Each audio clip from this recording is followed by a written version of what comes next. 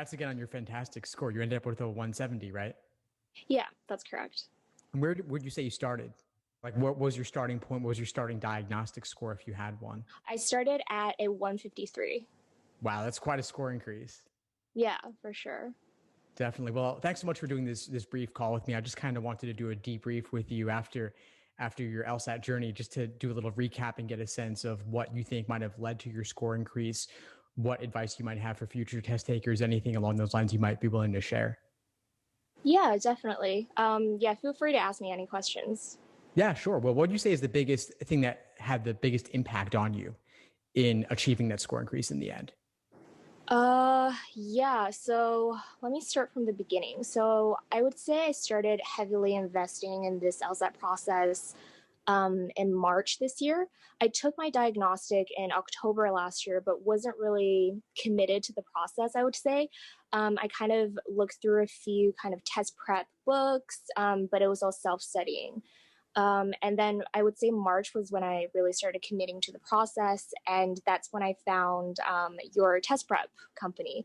And through that, I registered for, I think it's the Supreme course, which allows me to have, these mastermind coaching sessions. And I think those were pivotal to the breakthrough that I had in terms of score increase. So I looked through your kind of foundational material, and then, your mastermind classes, being able to ask my questions freely in class and having the contribution of not only you, but also experienced students, but also students who were also in my stage of prep. And just giving me advice, giving me kind of little pearls of wisdom that they got along the way, that really helped me out a lot. Awesome, fantastic. I'm so glad the mastermind sessions in particular were useful to you, and I'm really glad that you mentioned that because I feel like it's something I'm not really able to sufficiently communicate the value of, and this is something that's kind of Mm-hmm. arisen organically through the participation of students like yourself.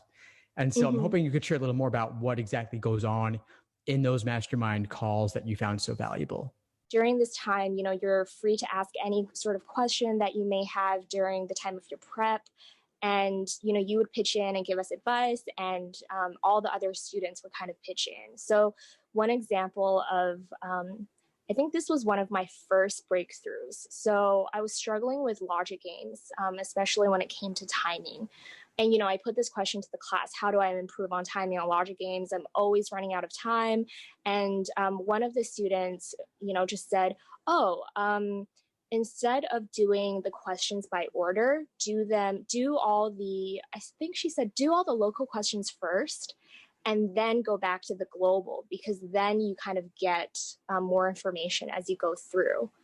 And that was really, really helpful to me. So I implemented that strategy. And, by the end of, I would say, like a week and a half of practicing that strategy, I was able to complete the logic game section on time, as opposed to before where I was taking, anywhere from 40 to 45 minutes. Amazing.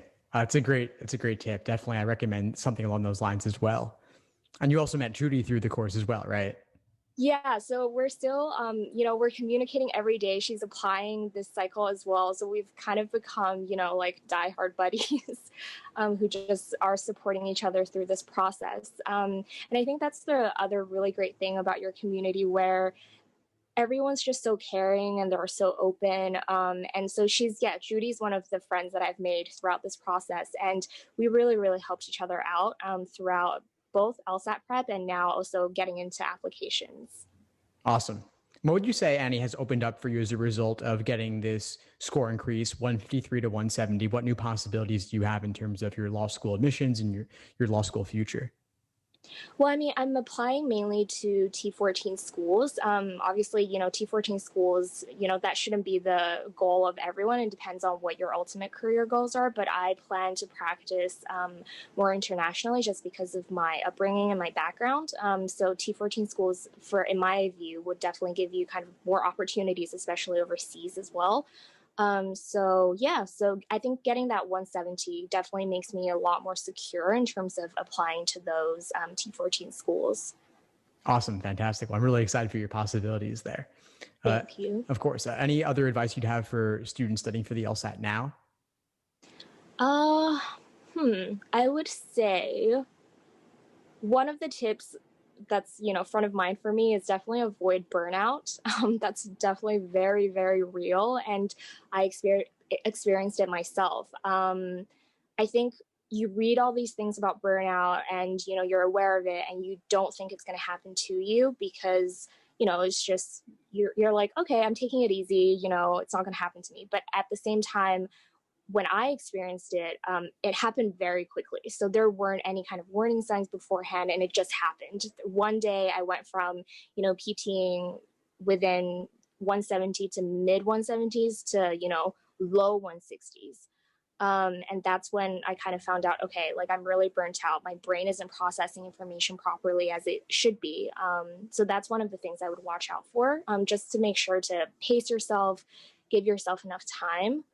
Another advice I would have is just really to trust the process. I think different score ranges, there's different things that you have to focus on. And I think it's easy to plateau in this process, and it's easy to kind of lose trust in yourself and to not believe that, you're capable of achieving the score that you want. But at the same time, I think get advice from people, get advice from people who, are in the same process in different stages of this process, and that'll really push you through. Great advice. Thanks so much for this, Annie. And so I'll definitely, please keep in touch and let me know if there's any way I can support you at all moving forward with your applications. And of course, let me know how it turns out. Yeah, no problem. This is probably my fourth or fifth group coaching call, and I can say confidently that every single one of these calls that I've been on, I've received really great feedback, and I've taken that advice away, and it has improved my score. So, an example of this is, one of my first group coaching calls, I came with a problem of increasing speed on logical reasoning, and 20 or so students pitched in, gave me advice, and said one of them was, maybe do some of the local games first, and then come back to the must be true questions later, and that way you can eliminate more of the answer choices. I took this away, applied it, and like a week or two later, I didn't have an issue with this anymore. And that has been pretty consistent in terms of the advice that I've gotten back from this group. And I think another great value of this group is the fact that everyone is so willing to be vulnerable here and to share their weaknesses, to share their struggles, just to share what's going on outside of just LSAT, but what else is going on in their life that might affect LSAT. I think it's so crucial for people to share that, just because when you're studying at home, you don't know what's really going on with other people. You don't know if you're doing something right. You're reading these books, you're watching these videos, and you don't necessarily know whether or not you're going to get the score that you want. And there's a lot of self-doubt in that process. And I think to just hear other people who are going through the same thing, that gives a lot of peace of mind. And just to know that you're not going through it alone, that helps a lot with just the process going forward. And I think I've heard a lot of stories here with the group coaching class. There are people who have young children, and there are people who, have been out of school for 20 years and have put their entire lives on hold.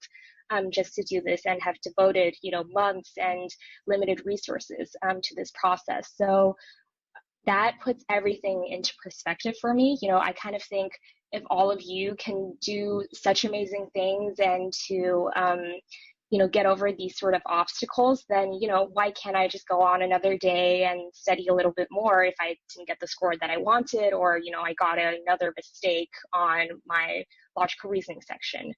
So yeah, I've taken a lot out of this group, and I'm very thankful to all of the students who are still willing to share all of their experiences and to give me advice. And I've made some very great friends out of this process, and that's something I'm also very grateful for. Thanks for tuning into the show. Please subscribe if you haven't done so already to be notified of new episodes as I release them, and feel free to reach out if you need anything at all as you move forward with your prep. I'm happy to help however I can. In the meantime, I wish you all the best and take care.